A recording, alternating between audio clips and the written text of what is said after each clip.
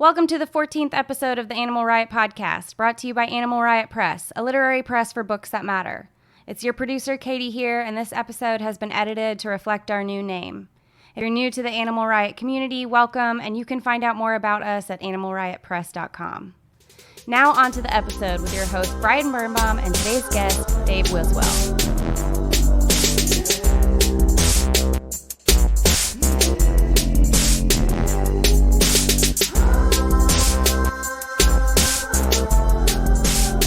I'm your host, Brian Birnbaum. We're here today with Dave Wiswell, host of pop-up interviews on youtube.com/Idiot Presents.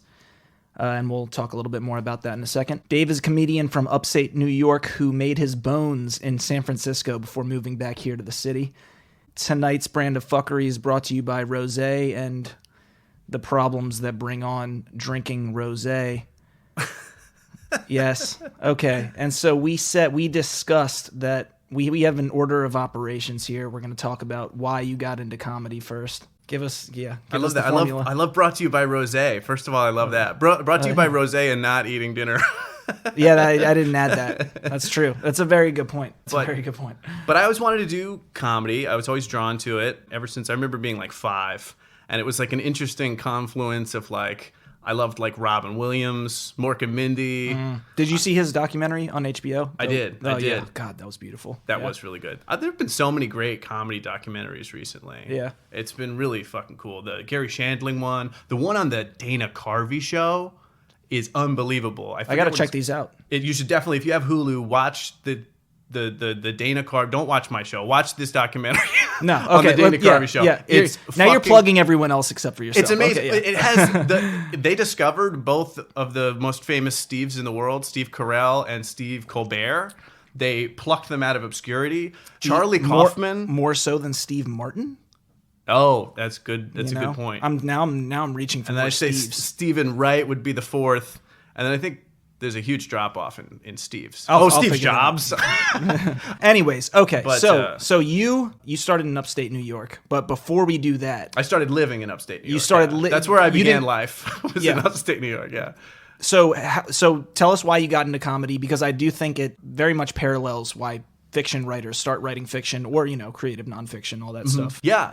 I think it's pretty universal for artists. I mean, just it's a way to make sense of the world. That's what we were talking about last week. It's like it's a way to make sense of the world. Like Judd Apatow put it really well, where he was like, you see the world and like everything seems wrong, right? Like who has power, like who gets the girl, who gets the money, all this stuff. It all seems like everything is wrong, and comedians seem to have kind of put that into perspective, and you can actually smile and be happy about it. It's like comedians, like, how everyone has that little private conversation where it's like, oh yeah, no one's as happy as they seem. Comedians are like empirical proof of that. It's true. And everyone says that like comedians are fucked up. And I can't remember who. Somebody had a great observation that it's like everyone's fucked up. That's why comedy works. Like that's why you're relating to that.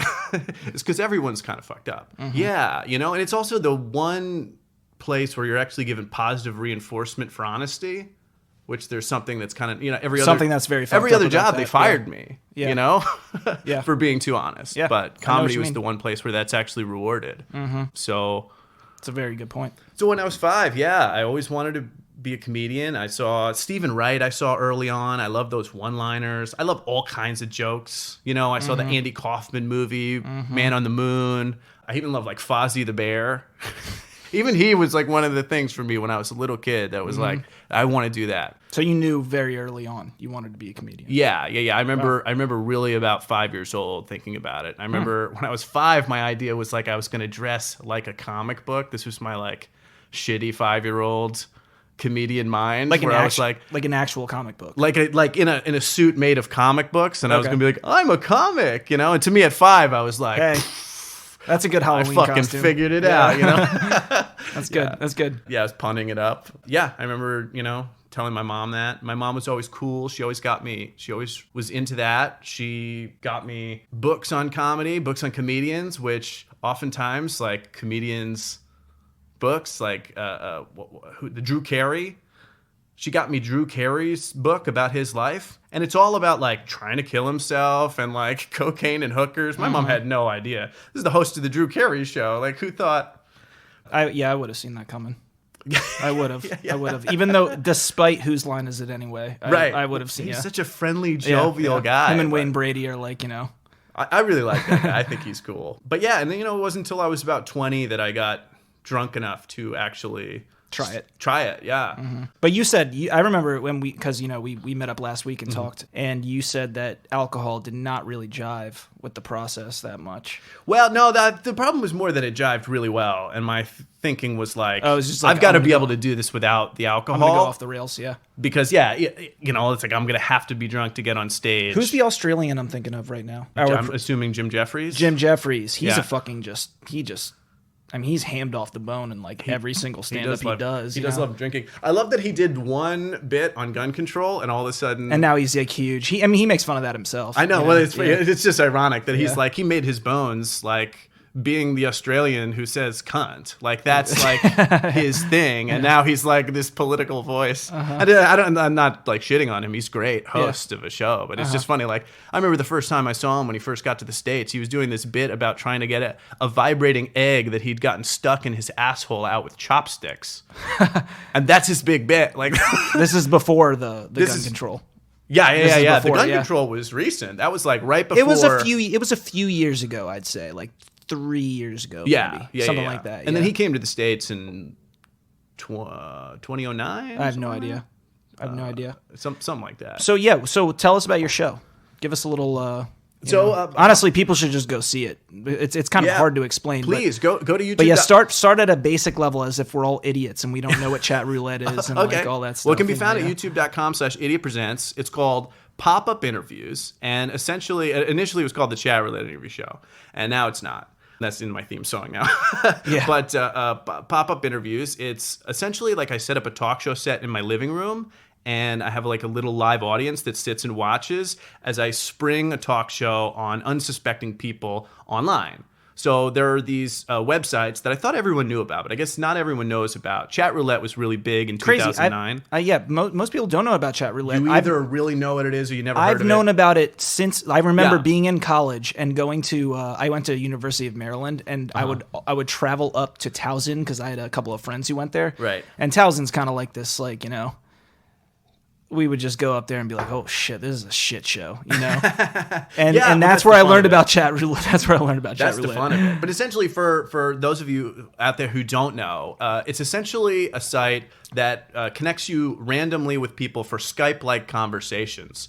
And it's just like you click next, and you're just to another person. And a lot of people all over the world. There are a lot of people showing me dicks. It's less than it used to be. That's good. And I guess. Well, yeah. There's done a couple where it's just me, just a man versus penises. It's just me mocking these penises. Because at first, like, the audience is like, and by the end of a shoot, because we shoot for 3 hours and we'll get about 9-10 episodes out of a shoot. It's just like a fun, laid back. It's like a marathon. Time. Yeah, and it's a lot of fun because you just never know what's going to happen. And then just every once in a while, we're just talking to a kid about his parents. It's like, gets serious for a second, and all of a sudden, like, we go, all right, well, thank you. And then it's just a fucking dude with a giant, and they're giant. These guys are on here for a reason. They need to show someone. It's impressive. Yeah, they need to show someone, yeah. And by the end, like, everyone's like it's fun, you know? Like, it's just a good enough. Time. It's just enough where it's fun. What do you do when there's a dick that comes up? I've done all kinds of things, you know, like we've set it up now. You ever just compliment We now have a whole new setup where, I've complimented them, I've insulted them, and sometimes I'm always very impressed by the guys who can maintain or actually gain some type of erection. Yeah, with absolutely no stimulation. With my ridicule. Yeah. I mean, it's not just stimulation, it's ridicule. Yeah, like, it's I'm anti-stimulation, Yeah.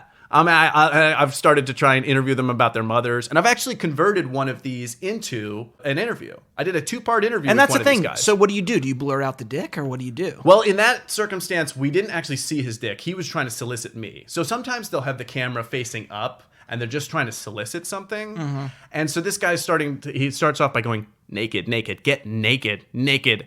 And then I guess he's not looking. And then I go, hey, you're live on Pop-Up Interviews. And he looks up, he sees what he is, he sees what's happening. He's like, fuck, and he can't stop laughing. Because we're not seeing his face, we're just seeing like his forehead and like pictures of like his family. But where's his dick then? His dick is he's like, ready. He's off camera. He's got the dick ready. Yeah. But he loved the show. He couldn't stop laughing for like a minute. I explained to him what the show is, and he goes, "All right, let's do the interview." So we interview him. I find out that it was a really interesting interview. He tells me like his cousin was Andy Kaufman, which by the end I actually believed, which was very strange. He told me how your belief was He told strange? me about his time in prison. He told me a little bit about it. He told me that his wife of 15 years left him for her own cousin, and then he didn't get into it. But he said essentially like something connected with that is why he went to prison. Where was this individual from? It was somewhere I believe in the South. I want to say like the mid-South, but he didn't. Yeah, he was definitely American, but he didn't say. I don't think he wanted to. So there was one episode where you guys. Oh, and I just want to say one more thing about that. At the end, he had been so forthcoming in the interview that I actually like offered him up. I was like, "Listen, man, if you want to like masturbate to the thought of me, that's totally fine." And he was very excited about it. Which made me feel kind of good about myself. Excellent. Yeah, no, that's... But anyway, I just wanted to make sure you knew that this is like a really intellectual show and that we are... It's the kind of thing you would plug on a literary podcast. Oh, absolutely. Yeah, we'll ask you about your influences. Probably just like a lot of... Chaucer, you know. Yeah. Oh, wow. Okay. I was going to say Burroughs, naked lunch shit. Yeah. But no, I will say there was one episode that I saw that there was a dude, the camera just goes on him and he's just rubbing his dick with his gun. Yeah. Oh, yeah. We've had guys show their gun and you just collections. really wanted him to stay on. You were like, "You're on pop-up interviews," and it's like you could hear the brightness in your voice, and then he's just like, "Oh no, we can't do that." That is the it funniest just thing. changed. That is one of the funny things is I get really excited when something because I'm like, "Oh, this is good content for my show." So you hear like my voice I get like really excited. Yeah. Like when that guy told me that, like, and I used it in the promo materials. At one point, I cut a teaser where I used it where I just go, "Your wife left you for her own cousin," and I'm just like, I couldn't be more happy about it.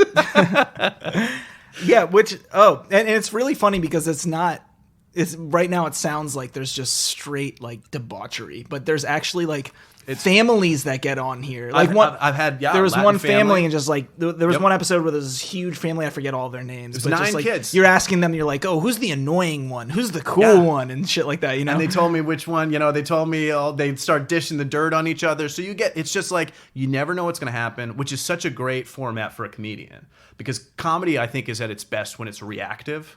So I don't have time to like pre-plan or like write a joke and then rewrite it and ruin it. It's just like, and then it's great for editing because I just cut to the laugh. If it gets a laugh, it's in. Yeah. If it doesn't get a laugh, it's out. That's I what don't we have do to here. go crazy with all that. But it's like, we've had like this young Canadian girl who like talked about her first kiss with a boy. Oh, and, I saw she that one showed too. us her Yeah, she art. was super shy. She kept typing. She Yeah. wouldn't talk to you. Yep. She was just typing, and you were like, "Come on, just talk." Yep. And everyone in the background's cheering her on. And then we actually got to the front page of Reddit with a GIF from her episode, which Oh, was really? great because I love that because that was one where I wasn't sure. I always assume that the most salacious episodes are going to be the ones that are going to get the most clicks. But the fact that, and I was worried about putting that one out because I loved that one because we really found out about this person. Like if there's like, I'd like to try and get that sociological element into the show as much as it's a parody of a show. I'd like it also to be its own, a kind of serious interview show. Despite the fact that you're in your boxers. Yes. Well, and that's the thing. And it's a like, suit and it's tie. important. And So- a jacket and tie.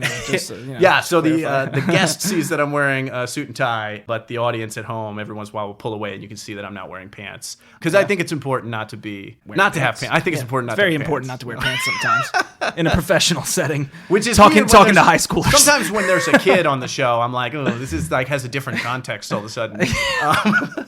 Just like I wish I had pants. But I'm turning into my father.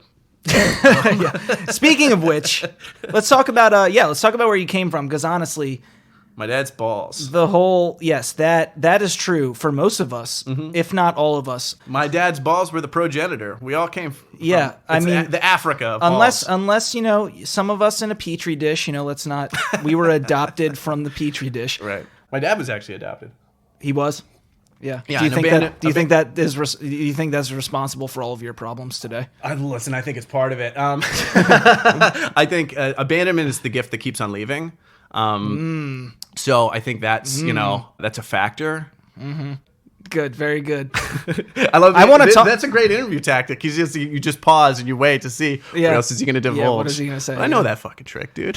Yeah. So but we're gonna use all the tricks, and one of them's gonna work. No, I appreciate it. So yeah, let's This start. is what I do. I fucking trick people into saying shit they shouldn't admit about themselves. Where should we start? Because we jumped all over the place when we first met up last week. Yeah.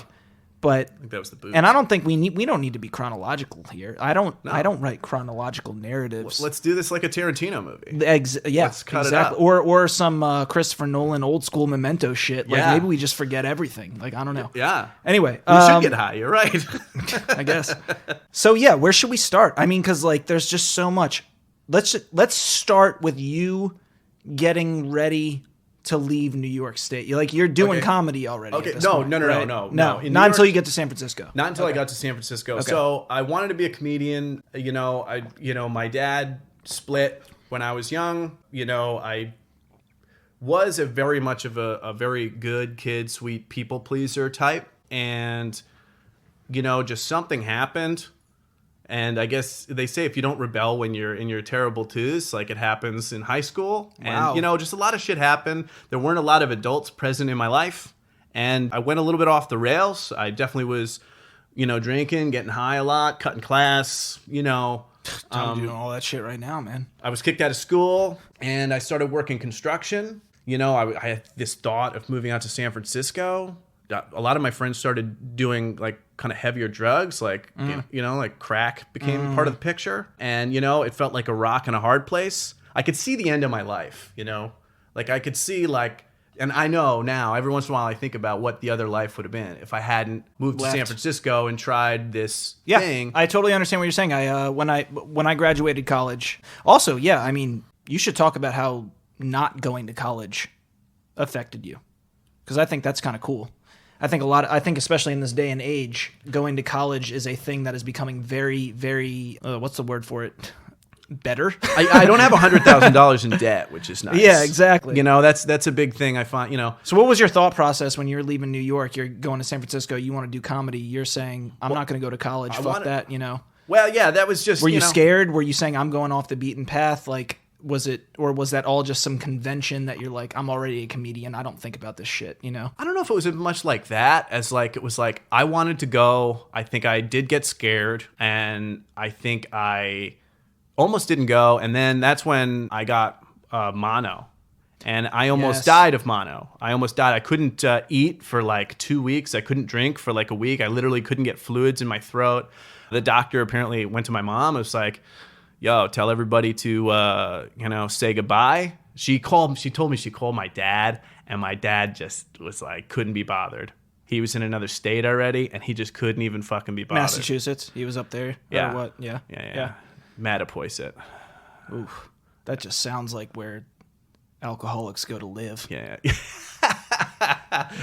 His wife actually just died. Go to B. I didn't hear that from him. But we don't really. Did we talk about that? We don't talk last week. Maybe she that died. Might have happened between then and now. She died this last summer. I forget how we found out. Like, I think just every once in a while, someone in my family like Googles to see what's happening. Because we'll just not know. So and this is like, how broken families function. Exactly. It's like because every once in a while I'll Google and I'm just like, okay, so when is like that little doubt in my mind that he comes back? When does that fucking end? Mm-hmm. You always think of, I think you always kind of think about that. Well, I don't know, not everybody, but I always kind of, in some part of even though it's not healthy, like he was like definitely like a bad, all my memories, most of my memories of him are like memories of like fear. And so, he's a difficult person who takes no responsibility, and how do you think that affected you going into comedy? Because I think comedy is they call it a mature defense mechanism, Yeah. I really do think, because I was actually just talking about on the last podcast that we did, kind of about how all of us saw the absurdity in things. Mm-hmm. And I think it's because we came from a place of sadness in a certain way. Mm-hmm. Yeah. And that allows you to see the absurdity and to make humor out of it, because what else are you going to do? I don't know. What's your take on that? Yeah, I mean, I think it's equal parts like what we were talking about before, like trying to make sense of the world. And also, yeah, I think it's definitely a defense mechanism. I think it's a way of, because I have this thing about dark humor that a lot of times people think dark humor is like people like just behaving badly for the sake of it. But I think of it more as like you're kind of processing the world. It's usually the people I know with a dark sense of humor usually are the most sensitive. They're oftentimes really sensitive people. Yes. It's very hard to deal with, the world, all these things that we know in the world. So comedy is a way to like face that in a positive way. I think like manure is a great fertilizer is how I think of it. Okay, sure. And I think so how it's did you know at all 5 like years that. old that you wanted to do that? No, because I knew I was sad already. Wow. No, I'm kidding. I didn't know any of that I was going to shit. say I didn't know till I was 11. No, I didn't come to terms with that until like a couple years ago. No, I'm kidding. Yeah. I knew before. But yeah, I mean, I think, what was the question again? Something about sadness. Something about sadness. But yeah, let's get back to you going to San Francisco. Let's do Okay. that. So Yeah. I You got get there and let's. I got yeah, mono let's do and it. like I almost died, and then I got out of it and I was like, I just got to fucking do it. I Mm-hmm. gotta go. So I went, and that's where I started stand up. Started going out to open mics. There was a famous one in San Francisco. But the first one I went to, God, what was it? It was the back of this coffee shop, but the first real one where we used to go regularly, it was one of the bigger open mics in town for comedians, was Thursday nights at the Brainwash, which was, the Brainwash was a bar / laundromat / cafe. So this where is they where had people performance. Also, they also go to DJ here. Like that's like that Yeah, I kind of assume deal, they did yeah. that. I know they did music. I've heard about laundromat DJs, like Yeah. Oh, okay. That's like yeah. a thing apparently. It would make you know? sense. I'm sure Yeah. they had all kinds of stuff there at the Brainwash. I think the Brainwash actually closed down, but that was actually named after Patty Hearst. Okay. Yeah. All right. Interestingly enough. And I definitely saw people perform there that were crazier than her. Mm-hmm. I saw a clown juggle fire out in the street because he didn't take his meds. I've seen, He said that like he was saying, I didn't take my meds, so I'm juggling fire. I mean, not at the time. He said that and juggled fire. Like after he got He wasn't med? like it's part of the act. But yeah, just like a lot of crazies went through there. But I saw more than one person pull out a gun. It was just a crazy place. But and I started stand up out there. I love the form of stand up. I love doing stand up. You were there for like 7 years, right? Yeah, I was there for about 7 years. Around that, that's where I started doing stand up. You can, if you want to see a clip of me doing stand up there, or just a clip of me doing stand up at the Punchline in San Francisco. If you look up David Wiswell, stand up set at Punchline Comedy Club in San Francisco, some combination of that, you'll find that. That's on the channel too, youtube.com/idiotpresents, where you can find pop-up interviews. Good job. Great job. Plugging it. But yeah, and I love stand up, and that's where I kind of developed my my point of view, which I think is really helpful to how I do my sketches and all that stuff now. And then I moved back to New York. I remember when I was about to move back to New York, I was living in this This is the good stuff. like kind of right crawl space situation, working a couple of jobs. That was shit. Oh yeah, you want to hear about my Just first start- 3 months in New just York? start- That's just you really start, love that. Yeah. When we're talking. Let's go through that. So I moved in with, and I didn't move in, but I just moved over here. I was staying with my ex-girlfriend for a brief period, and I had to get out of there. And then I moved for like $300 a month. I moved into this place in Brighton Beach, which was like just like For crack- $300 a month, you might as well get murdered. cracks in the walls. That's what you're paying for. It would have been better. You're It would have been better if I paying was murdered. for assisted suicide. Just like tons of essentially. rats and like just like Yeah. the plague. Just every kind of bug crawling all over the walls, giant bugs. And one night I'm like working late at night on my laptop, and the ceiling just opens and just water just pours all over my shit. And this is after a snowstorm, right? This was Yeah, I the moved huge there, snowstorm, I, yeah. I moved there. I'm a romantic, so I moved there on New Year's. And Good omens, resolutions. it was right after this giant fucking snowstorm, and like there was like some strike with the union, so no one was plowing. And in Brighton Beach, No one plowed your roof. No one plowed your roof. No, but they didn't plow the roads. Yeah. Oh, there you go. And the Plowed roof. fucking And the roads. roof. Yeah. No, I It's a doubt. problem. I doubt they did. Yeah. But yeah, in those conditions, it's literally like living in Siberia. Like it's very strange because no one speaks English. Like it's like. It's this very Russian vibe. So I got to get out of there. I moved to Astoria. I find another place. I'm living in a garage for like $350 a month. where So you pull all your shit out of a snow caved in place and just go somewhere else. We're in what? Yeah, month, I mean, it wasn't what? snow caved in. It was like fucking the pipes burst. The pipes burst, water's flowing. Yeah, Okay. But I get all the stuff out of there. I move to this garage, and I'm starting to feel like weird. I'm there for a week or two, and I'm starting to feel really weird, like really like kind of like hopped up. So I find this nice paint set in the fucking closet, and so I track down the chick who was living there before me to give her paints back, and she goes, "Oh yeah, well thank you, and you should know this, that there's like an operational meth lab like literally right above that garage." And I was like, "Wow, thank you for telling me that." All of a sudden I realized that's why I'm feeling weird. That's why I'm having trouble sleeping. Thank God they're not acrylic. Yeah. But that's why I'm having trouble like sleeping and like like I'm like feeling weird because those fucking fumes seep. Yeah. And but they're not like meth fumes, right? You're just getting kind of like fucking woozy or something. Is that the deal? I think it's like just straight meth fumes. I mean, I don't know. But wouldn't you just be tweaking as like crazy or something? I don't know. I mean, I wasn't feeling normal. I mean, I don't know. I'm not I'm not an expert. You're not fucking Walt White over here. No. Not yet. Yeah. I aspire. But so I got to get out of there, right? And so I find a place where this guy, it's another place. It's like $400 a month for a room, and it's fairly close by. He says in 2 nights, he goes, I can move in, even though the room is like vacant currently. And when I go the first time, he seemed relatively normal. He was wearing like long sleeves and like seemed relatively normal. And when I go back I guess when you're methed out, like he seemed normal. And when I come back to like, I move all my stuff in, I sit across from him. I'm still smoking cigarettes at the time. And I sit down, I start to have a cigarette, and pretty quickly in the conversation. And so he's not wearing long sleeves anymore. So you can see the track marks. He's wearing a wife beater, and you can see like he's got tattoos, and they're not like cool like hip web designer tattoos. They're like weird, like old world, like you either got these like in prison or like paganist or like on a ship. Satanist. I mean, yeah. I don't know. So throwing this out. So he's laughing. He keeps telling like these weird bad jokes, and then like laughing and slapping his leg really hard. And when he does that, I can see like he's missing like the back teeth as if it's from like drug use, Meth use.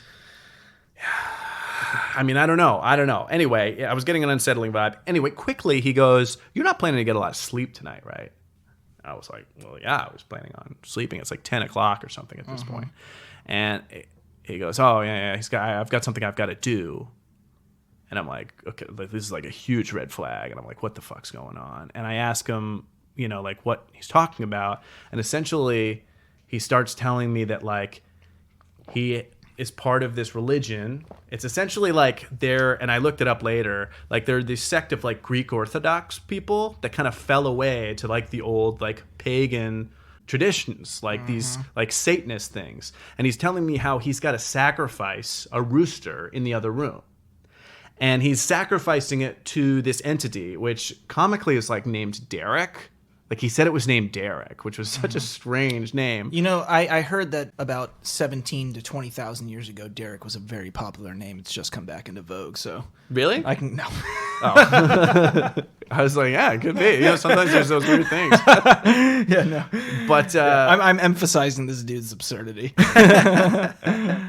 But it was so fucking crazy. So anyway, so he tells me there's this rooster in the other room, and he starts telling me that I can't see Derek. He can see Derek, and he has to sacrifice something. This is like a special equinox, and I looked it up later. It's like once every 16 years. Yeah, it's like a course. special moon thing. And at that point, you say, "Oh, I get it. You can see Derek. I can't see Derek. It's been 16 years, 17 years. Of course, the cicadas are coming out." Yeah, I mean, he says he has to do a sacrifice once a month. This is a very special one. And he says the larger the thing he sacrifices to Derek, the better it makes his life. And when I looked it up later, this was the scariest part. It's true. That there are the three things that they can sacrifice are a goat, a rooster, and it said a fucking human. And I start to realize that he's trying to get me into the room to like take part in this. And it's a small apartment, and I start to realize like roosters are fucking loud. Like if there's a rooster in the other room, I'm going to hear that shit. And that's when I looked out the window and like I could see it was a full moon, and I'm like, fuck. I'm like, I got to get the fuck out of here. And Jesus, I remember doing everything I could to just try and get him, because he's big enough where if he wants to like do something, he can just kind of do something, you know? And so I'm freaked out, and I'm trying not to let him know that I'm freaked out. Like, I'm trying to pretend like, no, I'm like, he's like trying to get me to come in there because then, you know, it'll make his life better, blah, blah, blah, blah, blah. And I start going, no. Yeah, I got my whole other thing. I start like showing him like Bob Dylan songs, like as if like, it's just, I'm pulling shit out of my ass. At one point, I'm trying to act so confident that I ask him if I can smoke. At the time, I was smoking pot. I asked him if I could smoke pot. And this is the funniest shit. He goes to me, he goes, oh, all right, just blow it out the window. Like, he can sacrifice to an entity in the house, but I can't. Oh my God, it was so fucking crazy. Hey, blood is scentless, isn't it? You know, is it? It's not. I don't know. I'm just saying shit. I'm trying to corroborate this guy. And didn't you say last week when you were talking to me, you were like, I was trying to act like I saw a bear. You're like, oh, okay, so if I see a bear, I just gotta act normal. Right? Yeah, that was more or less how I was going into it. Like, yeah. because if you show a bear you're scared, like it's like I'm like he's like and then he fucking kills me, right? Yeah. So I'm just trying to like act calm and just wait till he goes to the bathroom so I can fucking get out of there. He goes to anyway, it gets to be about 3:30 in the fucking morning, and I'm still just like, I just can't turn my back on this guy, like, and he might stab it. Finally, he asked me one more time because he keeps coming back to it and trying to get me to come into the room. And finally, I go, no, I shouldn't, it's late. And I'm like, I think I'm going to turn in. And he gets up and he looks really angry. He turns around. And as he's turning around, he screams, Derek's going to be screaming tonight. And he's like really fucking pissed.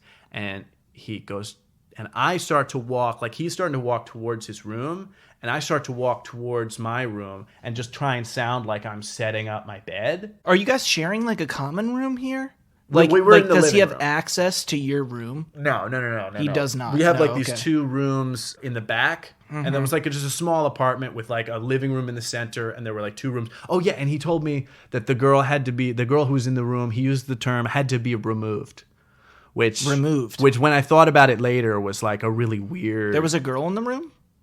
Not when I was there. Like, she was there prior. And she had to be removed. That's all he said. And I remember that was early on in the conversation. And then just later on, I was like, God, that choice of words was is not good. Kind of fucking eerie. Yeah, that's not good. So, yeah, anyway, it was fucked up. So, anyway, I hear the door close. He goes to the bathroom. I hear the door close. And that's when I finally, like, actually felt the fear. Like, I'd been acting so much that like I had actually staved it off, and I swear to God, like it started in my back and just went like down my spine, down my legs. My legs almost fucking gave out. It was like all of a sudden I was just hit by all this fear.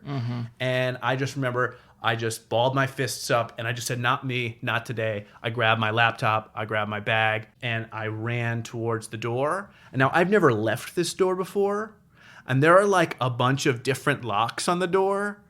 So I'm like doing this Three Stooges routine, like, and I'm like freaked out at this point. I'm like going down the stairs. It's like this dark hallway. I've got a pen out, and I'm just like whipping around the corner. Like and I'm like still like a little methed out or whatever from that. Like I'm so freaked out. I'm like whipping around the corner. Like you're gonna stab someone with a pen? And I just start walking as fast as I can, like kind of running and then like turning around, and I kept seeing in my face like as if it's like Friday the 13th. Like I keep like thinking he's like right behind me, he's just gonna be there. So I just start texting people. I just moved to this city. I don't really know many people. It's the middle of the night. I just start texting everyone I know, like, hey. And then my old friend from high school was like, okay, come over. He comes to the door. I start to explain it to him, and his reaction was like, man, just take my sword. He wanted me to go back with his sword.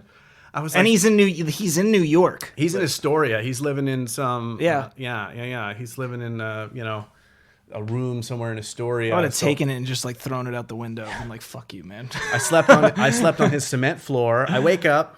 He wakes me up at like 6. He's kicking me because he's got to go on a date. I got a date at like 6 in the morning. So strange. And he starts telling me. That's a lie. That sounds like a fucking lie. It did sound like a lie. He was a douche. Yeah, he told me, he was like, you know what? You should go to a priest. And I'm like, a priest? It's like, I don't believe in Derek. I believe in the fucking psycho that's going to kill me. I'm like, there. And that's the weird thing. I went up to my mom's after that. And then we can get to like where I had to go back and get my shit after this. But I went up to my mom's afterwards, and it was my grandfather's birthday. This was like a couple days later, and we brought him to church. And we're walking in. It's just me and my mom, and she starts like grabbing like double hands full of holy water and whipping it at my face.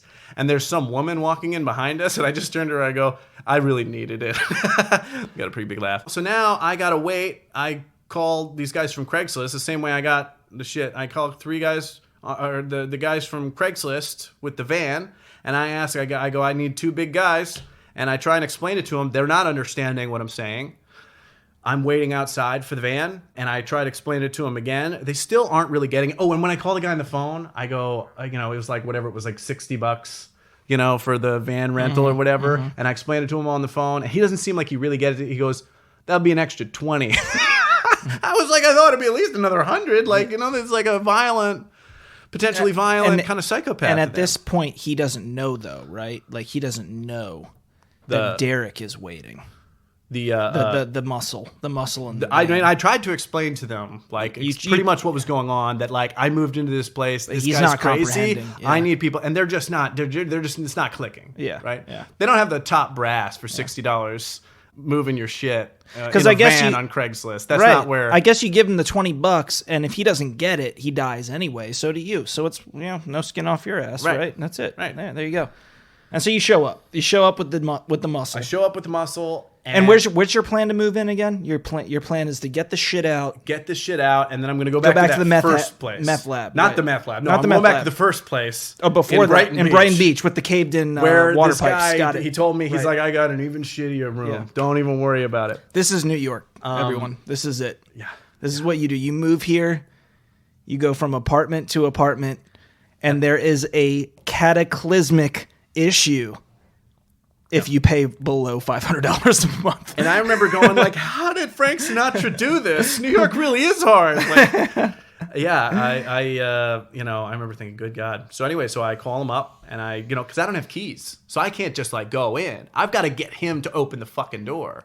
So I call him up, and I go, hey, silly Dave. I forgot that I left in the middle of the night. I went over to my buddy's house. Like, it was crazy. And he sounds pissed. And I go, hey, could you just let me in? He comes down. He opens the door. He sees me and these 2 guys. He closes the fucking door. And I'm just like, and these guys are just like, that's no good. He's going about? I'm like fucking freaking out. I see him go up, and I see, because it's on the second floor. He's going to get Derek. I see him like moving the curtains. Yeah. Oh God. Checking out. I'm just like, I don't know if he has a gun. Like, I don't know what the fuck's going on. I'm so freaked out. These 2 guys couldn't be less concerned. They have we're on completely different levels. So I call him up again. I go, hey, and I just try and act confident, even though like I'm like literally shitting my pants. I go, hey, I'm not trying to fuck with you. I'm just here to get my shit. And he goes, hold on. And I remember being like, oh fuck. I don't know. I'm like, every second's an hour, like I'm just feeling my heart in my chest. He comes down, I hear like the door unlock, and then like a minute later, I hear him go, he goes, okay. And I'm just like, I got like a pen in my hand, like I'm opening, because I'm like a comedian walking around with a pen and paper. That's my weapon, right? It's just like a pen. You have a permit for that? Yeah. So I open the door. I'm like going up the stairs. We don't see him. We get our shit. We get it in the van. I hop in the back of the van. These guys are hanging. I'm like banging the van. I'm like, let's go. And finally they go, what was that all about? I explain it to him one more time. I told you, dude. I told you. It's the strangest you only thing. said 20. Like, come on. Strangest thing. So I say it to him one more time, and he goes, well, that'll do it. And I just remember this surreal feeling. I'm just laying on all my shit in the back of this van as we drive back to Brighton Beach. It was like, it's like the classic hero's journey. Like you battle your way away to battle your way back. The amount of endorphins that are probably going at that point, I'm just like, Jesus. And I was so exhausted, and I just tossed the mattress down on this like dirty, dilapidated floor, and I just didn't even put sheets on it. I just fucking laid down, and I passed the fuck out. Is the roof still caved in? No, this was because they fucking rented that room out. Technically, like, this was technically a month I'd paid for, because I paid for 2 months that first time. So that's why when I left, he just rented that room out. So he just had this, it was like a bigger unit, but it was like even more disgusting. And it was the downstairs basement area. And it was just so fucking dirty. And then I just moved in with this guy in Astoria with night terrors, and that was much better. Because he was an alcoholic with night terrors, and I just remember, like, this reminds me of home. This is like... Did your father have night terrors? He must have. I mean, he was a screamer. He was a screamer. Yeah, I remember me and my brother and my sister were watching The Shining a couple of years ago, and we all just had this moment where we go, "Oh, that's him!" Like Jack Nicholson from The Shining. That is fucked up. Yeah, right down to like failed writer, alcoholic, angry. Yeah. My God. Yeah. And now he's in where? Massachusetts? What city? Mattapoisett. Mattapoisett. Yeah. God. Oh yeah, brother and sister. Who are they? Who are they? What are they? My sister works for. I don't know if I should like say all this stuff. She's a flavor chemist at a beverage company. That's great. Wait, Yeah. you say you shouldn't say that as if that's just not don't know. true, or like that's a front for I just something. I don't know if it's true. No, I'm kidding. I know that is true. I just don't know that, like she's not like in entertainment or anything. So I don't know that she wants like people like, I probably shouldn't say my dad's in Mattapoisett. Like I tell these stories about what an asshole he is. And then like, somebody goes like, I'm in Mattapoisett. Let me go fucking kick you can look him up. He's got a Twitter. Oh my God. And that was the crazy thing when we found out his wife died, we checked one of his social networks said single. And it was like the day. It's like, are you already out there getting poon? That is amazing. How old are you? But anyway, God bless him. He's a good man. No. Is he? No, not at all. not to my recollection. And so the next 7 years or so were smoother in New York? But smoother than that, yeah. Definitely okay. smoother than that. That's, and I started doing, that's where I started Idiot Presents, my YouTube channel, where I started off just doing like sketches, character-based stuff, the whole creed of the channel is that it's high quality, low budget entertainment. Okay. So it's generally like character, I'll do sketches or man on the street stuff. So like character based sketches that just doesn't require any budget. Now I do a lot of like green screen stuff because I have a green screen. I was actually working on a thing today. Kippy, I got to work on the title. That's not finished, but Kippy, the inappropriately depressing child singer. Essentially it's like these like kids folk songs that are, he just sings about like how his wife left him and the military-industrial complex, stuff like that. Yeah. Oh wow. It's actually kind of working on that all day. He's ranging from the personal to the universal. Yeah, it's all just like it's all dark, there. but it's all like with this like happy kind of kids Sure. folk thing. But I do like tons of sketches. So you're still doing that stuff even with the with the show. Yeah, Okay. pop-up interviews is the main show that I do. And I put out a video every Thursday. I've done a couple of like this show called the Reddit Review, where I go through Reddit and. Ooh, this sounds great. Oh, thank you. I love Reddit. Yeah, it's very fun. I love Reddit. It's very fun. So I did one for I value anecdotal evidence over empirical evidence every day, any day. I think that's their tagline. That's right? their tagline. Yeah. Tell me how this affected you, and we'll believe that it affected everyone else the same way. Yeah. It's a great lesson in groupthink. But essentially, I did one that was the best of Reddit 2019. So essentially, like it'll be me, and then I'll have a couple people sit in on my couch. And we'll just kind of troll through specific subreddits, and we'll sort by, we did the best of 2018, where we just did the best of, and we did specific subreddits, like we did Roast Me was a really fun one. Okay. Instant Regret. We did with this one I love, Found Paper. And then, just a bunch of different subreddits. We don't do the funny ones. We do when the you say interesting you're doing, ones, and we make when you them say you're funny. doing them, what do you mean? You're for the people that don't know what that means. We'll just do like segments. So we do segments. It's like a long videos form. or it's a long form. Yeah, it's like a video okay. where. Oh yeah, sure. New posts with videos, and then you got the the thing where posts? people are commenting on them, or how does it work? Oh no, so we just go through the subreddits. We go through the actual content on the subreddits. We'll sort by whatever we're doing, like the best of the year, the best of the month. And we'll go and we'll do like 10, 15 minutes where we go through the best of, the specific subreddits for about 10, 15 minutes. So the best of the Roast Me. And then we go through and then we'll do our roasts on the person. And then we'll read what the best roasts were. And we'll go through that. Instant Karma. We look through the best of those things, and we just kind of comment and react to what's going on there. So it's kind of like a long form reaction video. Interesting. Yeah. So yeah, speaking of that, let's talk a little bit about like you have investors and stuff, and like I think people, investor, you're okay. So you're not a fiction writer, or whatever, but at the same time, how did you come across like business opportunities for this? And I guess we'll figure out how that applies to other people out there, figuring out what they're going to do with their lives. Yeah. So, I mean, I just have been dedicated to making content. I make the stuff I would want to watch. Pop-up interviews is the exact show that I would want to see. And so I exactly make it. I take what I like about, a talk show, and I take that stuff and I reject all the stuff that I don't care about. So like the pretentiousness, the production value, the like having a studio. It's just an asshole in his living room with a handful of people on his couch and some whiskey and some coffee. Some whiskey in his boxers. My whiskey and coffee I always have on the show. I call it the poor man's 8-ball. And we go through and we try and have authentic conversations with people. And so I found that people, it's the law of attraction. Just people who like that.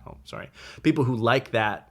Like the same things that I like are going to be attracted to it. One of his friends, my investor, one of his friends had stumbled across the show and sent it to him. He called me up, took me out to lunch. We talked, we hit it off. He's a really cool guy. He really loves comedy. And he's just kind of been following me for a couple of years, just like watching what I've been doing. He's been a big fan. We talk every once in a while. I think this is what every writer just kind of dreams of. They go to a reading and there's an agent in the background, in the background going, "Oh, wow. Yeah, that's what everyone thinks. This is it. You're the voice of our generation." Okay, right. Well, that's the thing. It's like when you go into any of these pursuits, I think we all have that delusion that you're just going to walk down the street and someone's going to be like, "That girl," It is a delusion, isn't it? When people ask about getting into comedy, they think like somebody just anoints you. Like somebody just walks up and goes, "I think you're the guy," Like it's like, no, you have to like do painstaking, like crazy amounts of work. Yeah. And then maybe you get a shot at something that maybe gets you a shot. Yeah. To get, it's a constant audition. It's a dangling carrot. Yeah. It's a dangling carrot. It really is. Yeah. At some point you just realize there's no God. You're never going to be happy. And that's the key. And that's the key to happiness is recognizing you're not going to be that happy. That's what the Buddhists think, I think, right?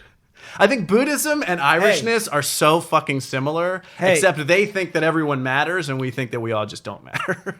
That's the difference. Wait, let me get this right. You think the Irish people think that no one matters? I think we do, yeah. And the Buddhists think that everyone matters. Yeah, I think, but we have the same outcome, is that like accepting the void is the key to inherent, life. Yes. Yeah. And I think they have a more positive spin than my people. Have you ever seen The Departed? Yeah, sure. Yeah, one of my favorite movies.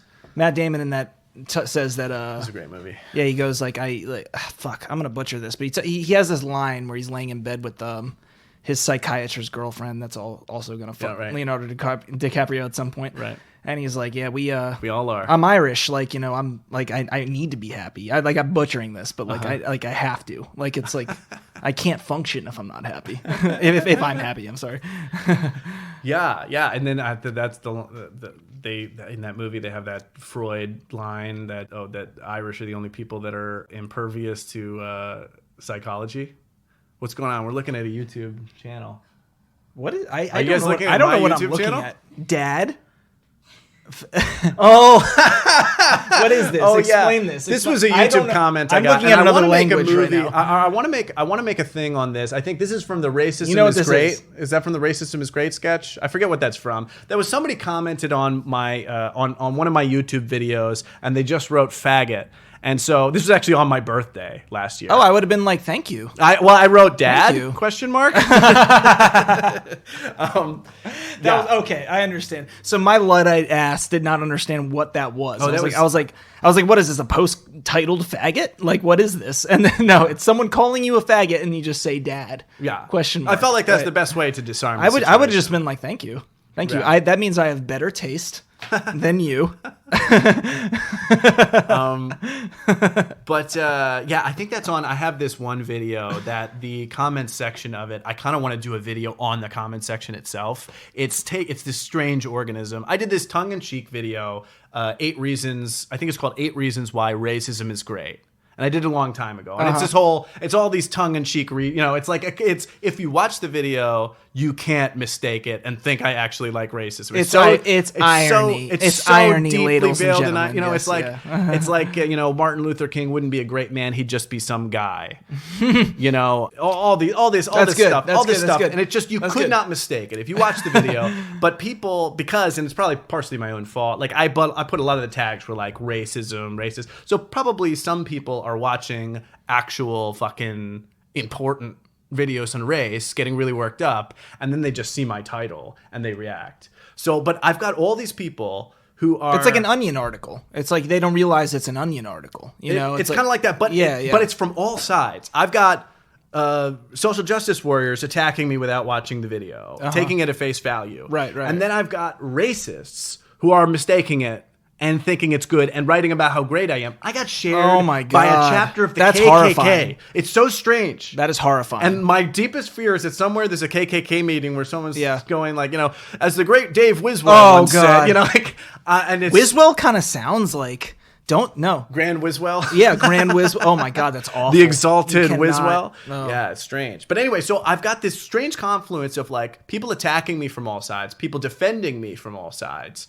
And then I've got like people who agree with me and then people who don't agree with me defending me against people who are getting the sketch. I've got like racists defending me and like... Do you not feel it's like so strange? I'm not doing it justice. I really want to do a video about this comment you section. should. You should. It's its own organism. It's so strange. Do you not feel like it's kind of... And like, no, I don't mean to say that comedy isn't a high art form because I absolutely think it's if not one of the highest art forms. No, but at the same time, don't you think it's kind of strange that people are getting so worked up on one of the least serious, if not the least serious formats that there are on there, Yeah. And it's like they're taking this very seriously. Yeah, there's a couple people that had that some is great ironic. things. Ricky Gervais had a great thing where he said people often mistake the subject of a joke for the object of it.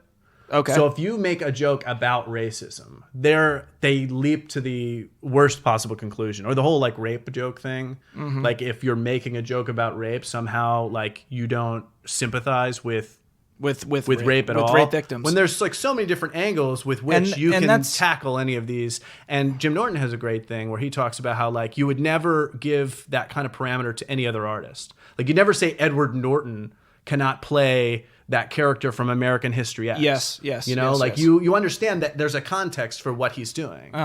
Whereas comedy, and I think it's because people are smiling for some reason. Yeah. And just like comedy's just not respected. There's never been a comedy that's won Best Picture. People just it's very true. Don't respect it. Very true. So Superbad 2008 should have won. No, I'm not. But and it's never, like Ace Ventura is a stupid movie. Dumb and Dumber is a stupid movie. Oh, don't say that. But that was the best movie. Oh my of God, 1992. Ace Ventura, the original Pet Detective, is honestly the greatest Jim Carrey movie ever fucking made. And what's most amazing about it is if you read that movie, you would be like, this is the worst thing ever. And that's how he got the part. He could not get a leading man part to save his life. He only got paid $25,000 for that movie. Exactly. I don't know if you know. Yeah. Because they brought that to everyone. They brought that to Robin Williams. Robin Williams said, get that away from me. Everyone was like, this is the Thank worst God, script. Because we would never have Jim Carrey. Yeah. And Jim Carrey was the only one where he was like, I'll fucking do it and I'll make it great. And he fucking did. He took the worst script ever. And God bless him. Yeah. I don't care that he's lost his mind. That he's like, that he's not vaccinating his kids. Yeah. And he's like, you watch these interviews with him, and you're like, wow, he's gone really off the deep. He's done so much acid. Like, but I don't care what he could kick me in the face, and I'd be like, that man's a genius, and I love him. But that's an interesting thing because the thing is, I think the reason people take comedy so seriously is because it is such a widely disseminated art form. Just like, say, hip hop, right? Like anything like that, it's going to get more attention because it has more eyeballs or ears, like, so to speak. Yeah. And it can move I think the dial, that's the reason, which is kind of scary. Like, I don't like politicians going on SNL and like showing their personality to get a vote. Like, no. That's not what we're voting for you for. Yeah, we're voting for the policy. Like, we're voting for your policy. Anything else, I see that as like, wait, so Mark McGuire's not allowed to fucking take performance-enhancing drugs, but this guy gets to get his hair ruffled on fucking Jimmy Fallon? That's fucking bullshit. That's cheating that matters, that affects policy and everything. True. Like, we're voting for him because he's funny. Like, Obama is so funny that I forget all the things I don't like that he did. I think of stand-ups. Stand-ups are very similar to like skateboarders and professional wrestlers and prostitutes. You know, it's all about like getting knocked down. I am trying to process that. Getting a skin knee, getting up, getting hurt, and getting up and trying it again. Stand-up comedy is about so much failure. You have to fail so many times. That's why I can't do it because because writing is the same in all formats. You have to fail a lot. Right. But stand-up comedy, you have to stand up in front of people. Yeah. And you see on their faces your failure. You know what I mean? Yeah. And like in writing, it's like I'm going to take more years to understand how greatly I failed. Uh-huh. But at least I don't have to see it on your face because it's so traumatizing. Yeah, you know, and a lot of people think like comedians are like, it takes trauma to make a comedian, and I don't think the humor aspect. I don't think that's the case in any art form. I think it's what creates the kind of person who can put up with the kind of pain it takes to get to that end goal. Yes. I think you know, there's plenty of people who are not fucked up. I think it's people that understand it. They understand suffering. Why would they want to do this? They understand suffering. That's it. Like, and they're okay with it. You have to be okay with suffering. Exactly. You have to be okay with like fucking bombing. You bomb and you go back to your fucking shit apartment. You know, like you're like renting a room from some psychopath for $300 a month, and you're just counting the tiles on the ceiling, and you're thinking about your fucking. You know, my dad was right to leave, you know? Jesus You know, Christ. like, I mean, it takes a specific kind of person. And so that's very interesting. I think you could work things out, like, in any art form, but I don't know. I don't think, a lot of people think you have to be traumatized to be a comedian. Well, how do you think it played a role in your specific trajectory? Because you've gone through significant trauma. You've dealt with alcoholism vicariously. Your siblings have. You've dealt with divorce, all that stuff. And that shit is like, I've never been through that. Mm-hmm. A lot of people haven't, right? So how do you separate from the fact that you did become a comedian? You do feel like that, dealing with that it is a necessary, activation energy in becoming a comedian, I mean, there are a lot of theories on it, right? Like a lot of people say that the two things that really help create a comedian are a really, like, you want to like warm up your mother, you want to help your mother not feel so sad, or like having like a withholding father. And I think both of those were really motivating factors for me. I mean, there's just like a need for attention and a need for love. I think that's definitely obviously a huge component. Like mirror neurons. You know what that is? No, like that's I don't. Where it's like a visual thing where what you see refracts back on how you feel about yourself. So if you see like a baby or a cute puppy, it makes you feel very sweet. Or that's how pornography works. You're thinking that's happening to you, and that's all mirror neurons working. And so I think in that way it can kind of act like an antidepressant. If you're seeing all these people smile and laugh, that's reflecting back on you, and that's helping. So in that way, I think it's like an antidepressant in that way, and then it's an achievable goal. I'm obsessed with like joke writing too. So there's like a mathematical element. Like I also like write songs. I love writing songs too. Funny songs. You mean like also serious songs? Okay. I got a fucking couple albums worth of songs that I'll never put out anywhere. I love making things like that. Mm-hmm. So there's like the achievement of the goal, and I find songwriting equally to comedy helps me kind of understand myself, and it's a bit more introspective in that way. Whereas I think a lot of times with comedy, I'm trying to understand the world outside. With songwriting, I'm kind of understanding the world within and the vacancy there. Well, let me put it to you for a second. Yeah. I do the same thing a lot. I think about writing and I'm like, well, why do people get into writing, right? Mm-hmm. Like, or, any of those art forms. But for you specifically, mm-hmm. Can you think, you joke about how you were 5 years old, you knew you wanted to be a comedian because I knew I was, true, whatever. That is true. I remember having that thought in the car. At the same time, like, how do you feel like your specific experience played into, like, I have an actual pain or a trauma, or whatever you want to call it, because I do think trauma is thrown around a lot these days. Yeah, I mean, because being a human does entail having trauma, and a lot of people have gone through it. And absolutely. And someone who's you don't have it, you create someone your who's own. been I mean, we need it. Yeah, someone who's been has experienced something on the street will say that, and then like other people that have been to Iraq will say like those are very different things, but like at the same time I do they you know what. Good point. Goddamn good point. Anyway, I'm not trying to differentiate them. It's the opposite. What I'm trying to say is like, what did you specifically go through? Can you recall how that has influenced you like to this point? Like what do you think when I'm making a joke? Is there any connection to, holy shit, like my life has actually been very hard, and I'm trying to transfigure this in a certain way, I know this is a difficult question. I mean, if I was put on the spot, this would be very difficult. I'm not big on self-pity. I'm not big on like trying to create some sort of narrative where I've lived. I tell these stories because I think it's funny. I think everyone suffers all the time. I think a lot of people have suffered way worse than me, and I think they've handled it better. I do my best to, I'm driven by, I love comedy. I love making people laugh. I love making things. I love sharing that with the world. I love pop-up interviews has like helped me tap into this other part of me who's like very curious about people. And it allows me to like tell stories of these, these people that are dying to like have their stories told. I think in a weird way, like I found what these people were looking for. Is that what sites. So let me give you an example. Those dudes who were, I saw one episode and fuck, I don't know. I forget which country they were from. It was definitely like an old, like Soviet bloc country, like I. Oh yeah. Yeah, you know what I'm talking about. That was when we were first working out the new look. Yeah. And that's what I'm saying. Like, you publish that interview, and I'm sure you decide, like some of them you don't publish, right? Mm-hmm. Is that not true? Okay. I had this one chick that asked me not to publish hers. She worked at a morgue.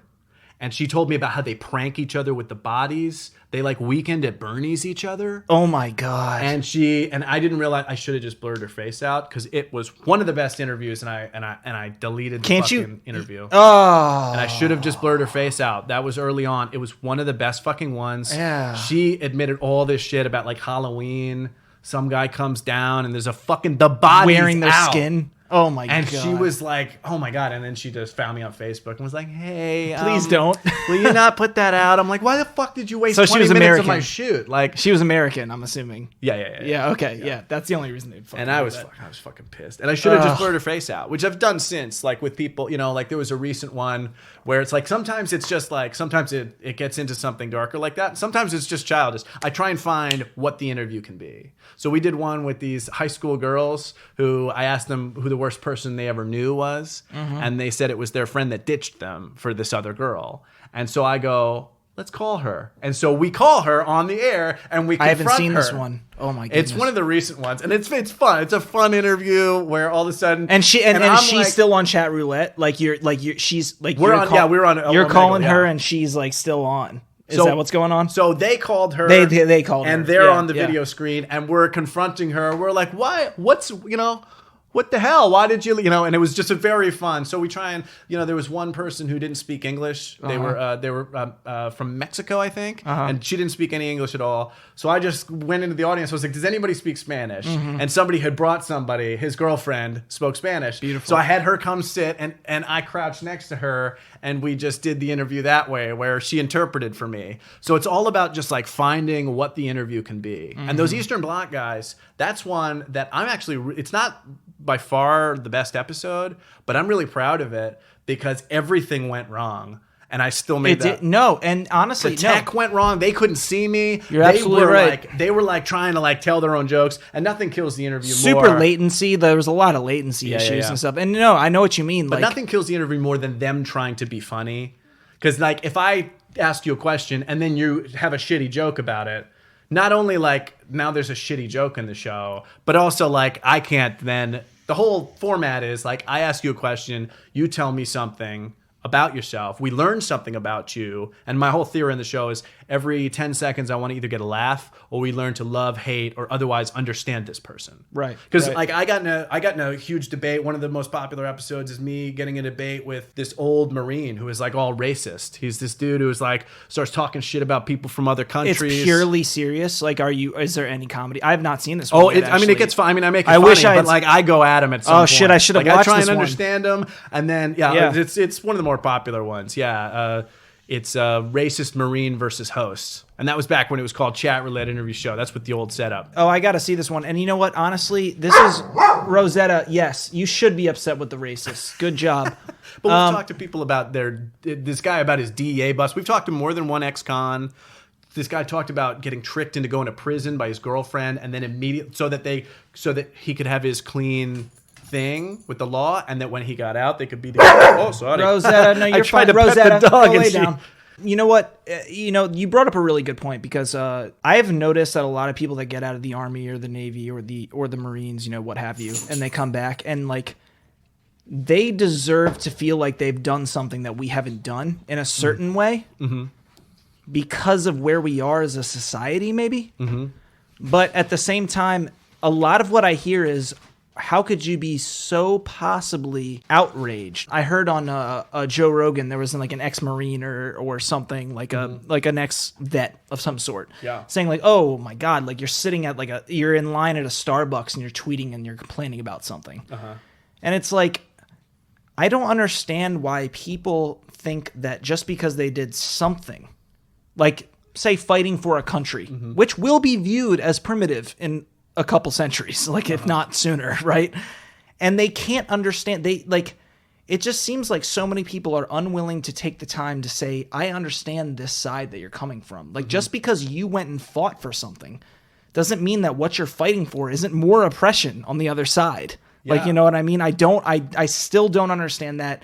I don't get it, and like I really need to see this interview you did because I've gotten a lot of Marines who've reached out or commented in the comments or on the Reddit posts, because that did really well on Instant Karma on Reddit. I've had a lot of Marines reach out and say he does not fucking speak for us. Like this is not a typical Marine attitude. Marines I'm sure tend to have more honor than that, and especially if you're going to go and sacrifice yourself like that. I don't think most of those people that go do that are going to have that kind of attitude. I really don't. And that's why I don't hold it. Like, I don't generalize that to like, a lot of people say, oh, like, Army people, Marine, skinheads, like, they're like, whatever, like, they're pro America to the point where they have certain opinions, right. Like, and I really don't believe that. I totally agree with you. It's very there's assholes everywhere. Yeah. There are assholes everywhere. There's assholes everywhere. And that's the thing is like, they speak for the group. The assholes are the loudest ones because they're angry and they speak for every group. So so people end up thinking like that's how stereotypes, it's not like every fucking it's just the loudest person in the group speaks for the whole group, and then they taint the fucking pool. So then you hear a fucking Marine do something like that, and that's why I love when those guys will come into the comments and be like, hey, this doesn't speak for us. Because usually good people don't shut their mouths. Assholes are loud, and so that's why it's important for because good people are humble. That's what they have humility. Exactly. They understand what their voice means. They understand that it's like, oh, I'm just one person out of 7 or 8 billion people in this world. Right. What was the response to that episode? I mean, not just in the comments and stuff. I mean, literally when you get done and you have this little audience. By the way, you do shoot in Harlem. I don't think we mentioned that. We gotta. Oh yeah. I shoot in my apartment. I have an apartment studio. Yeah. I don't know if we did that. It's the studio's in my apartment. Yeah, and we recently got the investor, and so we've upgraded everything. The quality is much better. It's around like episode 76. We go through a couple of phases of what the show looks like, and now we've done all this new logo stuff. And we're going back to the designer to figure out thumbnails because that's going to help us move forward a lot. In what sense? How so? Well, so I realized this recently is like my click-through rate, they call it an impressions click-through rate, is not as high as I would like it to be, right? Now we're getting into the serious just algorithm. Yeah, we and I'll just do the Dystopian, understandable, interesting part, right? And I realized that my No. I'm completely down to get into it. the most interesting part of the show is the concept of the show, and I realized my thumbnails aren't selling what the concept of the show is. Once you click on it, you know what's happening. You understand it immediately. Even people that don't know. Like there was this producer that has been trying to help me sell this other show that I've been working on. That I tried to pitch him the show. He didn't understand it because he didn't know what chat roulette or Omegle was. And then he saw it on Instagram and he goes, "Why didn't you fucking tell me about this?" And I go, I did tell you about this. I tried to. And he goes, "I don't know what fucking Omegle is." I don't either. I'm not gonna lie. But as soon as you watch it, he goes, "I didn't know what that was. But as soon as I start watching it, I know what it is." So I'm trying to get the dynamic of the room, that I've got a little live audience, that I'm springing this talk show on unsuspecting people. So what did they say after that randomized interview? Video chat sites. With the Marine, what did they say after that? The audience? Like, we had a fun back and forth because I mean the funnest part was he said at one point he was trying to insult me, but he was trying to be like kind of PC about it, and he's trying to like act like he was the hero. So he said like, "Listen," he goes, "throw your dick and all that," because I was like, he started dropping N-bombs, and that's when I started going, fuck you, man. Did you publish this? Oh yeah, yeah. And did you have to bleep out those N-bombs? No. Like, what did you guys do? You guys just kept it? I left him in. Yeah, I mean, that's what he fucking said. That's interesting. I don't have like it's YouTube, baby. an objective opinion on that. Like I have no idea. I think exposing that kind of thing is kind of important. And the point of the episode is me going like, nah, because that's like I try and I'll let people take a jab or two at me. Mm-hmm. And then, like, at some point, I'm like, dude, like, I'm a joke writer. Like, you're just not going to win this fucking battle, And then, so I just start going at him. And that's an important point that you just brought up there. Mm-hmm. There's a level of gravitas that people bring to their lives. And it's like, that's the whole problem. Like, you believe this thing so much that you need to impart it. And it's like, the perspective is just so much broader than that, Yeah, it's hard for people to see through their self-obsession. Yeah, exactly. It's amazing. We're all the heroes of our own stories, Yeah. Because we're the narrators, like. So my dad and those narratives are false. It's our fault that my dad fucking left. Mm-hmm. Like that's how he sees it. Like it's our fault that he split to another state and that he stopped. Has he told you this? Like I mean, that's like that's kind of his. My God, that's kind of his thing. So how did that play into your comedy career? Like that's what I'm curious about. I used to do bits about my dad. Back in the day. And you stopped or what? No, yeah, I mean, I did bits about a lot of things. I did bits about being growing up Catholic and all kinds of shit. You just do bits for a while and then, you stop doing them. But there was one point where I'd do a lot of bits about it. Let's talk about where you're at with your show and what you want to do in the future, and tell us not just that. Here, let's start with this. Mm-hmm. Here's one thing I want to talk about. Yeah, this is a fun thing that I do. It's for different once I hit certain thresholds of subscribers, I do these videos where I perform punishments where I perform punishments and thank random subscribers. What the hell are punishments? Punishment, just random shit I come up with. I come up with these different things. I did at 1,000. I did one that was the Wheel of Punishments, where we just spun a wheel and I had to either get slapped in the face with whipped cream. I'm extremely ticklish. I saw a roast. So I got tickled for that was the 1,500. That was one of the punishments. Okay, yeah. That was after the Wheel of Punishments. So I did the Wheel of Punishments where I did all this shit, all this awful stuff I had to do. I got fucking spanked by this thing, and for every punishment, I thanked 10 random subscribers. So it's a way to thank the subscribers. It's like, what do you call that when you sacrifice a virgin? It's like a tribute to my subscribers to thank them. That's one way to put it. The Incas would put it another way. You put some moonflower in. I don't want to get into it, but that's my next one is all about moonflower. Yeah, no, and then that was a little bit more fun when I did that at about. I think it was 2000. I did that one where I let the internet roast me. I had a little audience, just like I do pop-up interviews. I had a little audience sit in, and we did, on Reddit, there's a subreddit called Roast Me. You put a picture up of yourself, and you tell a few things. So I armed them to the teeth. I said my dad left at 10. I wet the bed until I was 12. Wow. I cuddled with a dude while I was on Molly. I just gave them every fucking thing they could. And they fucking let me have it. And I had a comedian friend of mine read out the roast. I also let my Instagram followers And that's a great place. If you guys want to get on the show, follow my Instagram at David Wiswell. I always post about when I'm going on the show. We've had people try and get on, but no one yet has gotten on the show. Oh, I'm going to tell you right now. I not only want to, I will. And if you put a document in front of me, I will sign it, and I will be there on the date that you put in ink that I signed. My ultimate hopes is I want to get somebody on who's close, because I like those, like, yeah, I we're call close them audibles, geographically. No, I'm close, but I mean, I want somebody who authentically gets on the show, right? Like, just like gets nexted and is there. We find out they're close, and we will come over. And then I want to hear the buzzer during one of the interviews and be like, dude, that's fucking Mike. All right. And then Mike comes in and have him sit in. That's why I want that so badly. Yeah, but here's the thing. Like, can that happen organically? / if it can't, can I just do the thing that you're talking about right now? We'll work on it. Because I'm not going to lie. Since I met you last week, I was like, dude, I gotta be involved on this. Because this is like, I grew up as an imp. Like, all I want to do is fuck with things and people and just like... Well, you guys should come over. You guys should come over and sit on the couch. Yeah, we got to do that. And I want to be a part of this, like, so badly. You don't understand how badly I want to be a part of this. Well, also, I appreciate that. And that's one thing. So badly. That's why I put so much effort in this, is because I lose faith in ideas. I am so self-loathing. I lose faith. But people get really galvanized about this idea. They love it. And so that's what keeps me excited about it. I've done over 100 episodes. Oh, yeah. And so just one more thing about the punishment thing. The ultimate goal is at 1 million, and I swear on my life. I swear on everything. This is you'll get a tattoo ultimate if goal. You welch on it. No. I will get. You will. I will be hit in the face with a penis, and I will thank one lucky subscriber. That's what we're working towards. That's not that bad. That's not enough. Pretty bad, dude. That's not enough. No. This is no. I'm trying to say, like, the punishment needs to be worse.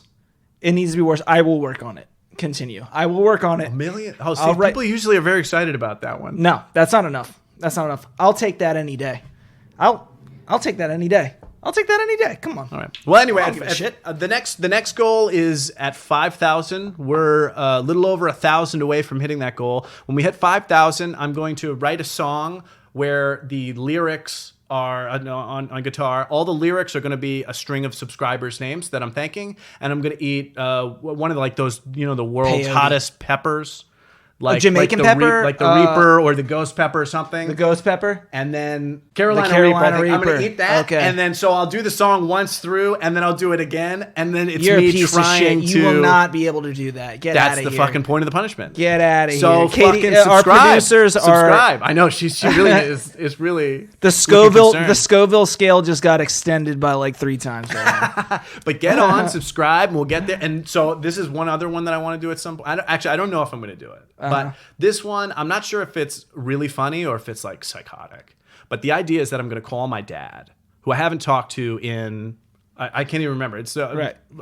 I haven't seen him. I have not seen my father in like over 15 years. Like since he got married. And honestly, we need to have you back because I wanted to talk more about that. Yeah, I thought that was very interesting, and I know that's a more touchy, sensitive subject. We need to talk about that more because I will say, just my little spiel is that I am very into I'm very into addictions. I'm very into like that whole psychology aspect, But I won't get into it too much right now. But I think we should get into that another time. But yeah, so I want to call my dad. Yeah, I want to call my dad and authentically tell him how he hurt me, like really vulnerably. Yeah, and then I'll have a little timer, so every like 20 seconds I thank a subscriber. So it's like I just lived in a state of like complete fear, Dad. And I just never really felt loved, and I'm just kind of coming to terms with that now. Thank you, Barfy Man 45. And my dad's like, what? And then the whole gag is that I have to be as vulnerable and authentic and honest with him, and I can't ever tell him what's happening. But do you think you can pull that off? We'll see. We'll see. I mean, it will be the hardest thing. It'll be the hardest video I've ever done. But I'm thinking about doing that one. People kind of seem to like that idea. And I mean, it just scares me. Like it almost scares me as much as that fucking Satanist guy. I literally am like afraid just thinking about it. No way. Because the thing is, you're just on a phone scary, call. Dude. I don't see being that vulnerable. Do you know how hard it is to be that vulnerable, dude? Well, it's fucking hard. Yeah, but if you're thanking your fans, I just don't know if your dad is going to stay on the phone past like 1 or 2 fans. I mean, and how good is that video? to see the heartbreak in my eyes that my dad won't sit through it. That's almost voyeurism. That's I know. Well, borderline that's why voyeurism, I'm not sure if it's funny or if it's like psychotic. Yeah. And It's I think definitely doesn't that both. make a good video that I'm Yeah, not even that's I'm true. not sure. I'm not sure if it's a good idea or not. I just know it scares me. Okay. Our producers are saying we've had enough. I could fucking sit here and talk for like 3 hours. Well, This we is great. should do this again. We This will is a lot of definitely do fun. this again. This We'll is a lot of definitely. fun. But more than that, I want to be on your show. I want to be involved. I'm serious. This is what I'm all about. Why are you shaking your head, producers? Producers, don't put your hands up defensively. My wine. What about my wine? Wow, I'm getting chastised for my drinking habits right now. This episode's been brought to you by LaVille Firm You Rosé. don't want to say that because we haven't been paid by them. A and B, this shit is like swill, dude. It's from France. My girl's in France right now. It's been brought to you by Bleep Bleep, Rosé. bleep, bloop, bloop. Bleep bleep bleep. That's all, folks. All right, I'll do a closer. This was a lot of fun. Yeah, I know. I want to do this again. I feel like there's just so much to talk about with you right here. Yeah, let's do it. I mean, It's I'm great. close by. This was nice. No, but we got actually walked over. Okay, I'm gonna do this closer. Okay, that's it for today's episode. If you like what just you heard, oh my goodness. I just had to ruin your thing. Sorry. Oh my goodness. No, here. To you. He's taking a drink right now. Okay, that's it for today's episode. If you like what you heard, please subscribe and review on whichever platform you're listening. You can get in touch with us on Twitter at Animal Riot Press or Facebook and Instagram at the same name, or through our website, animalriotpress.com. This has been the 14th episode of the Animal Riot Podcast with your host, Brian Birnbaum, and featuring Dave Wiswell. Transcripts for our deaf and hard of hearing animals are provided by Jonathan Kay, and we are produced by me, Katie Rainey. See you later, you filthy animals.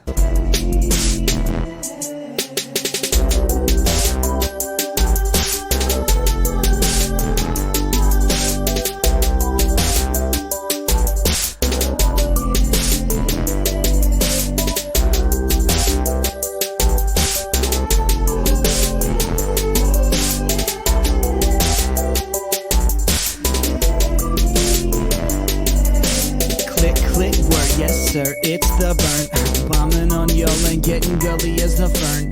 I don't know much about Lee.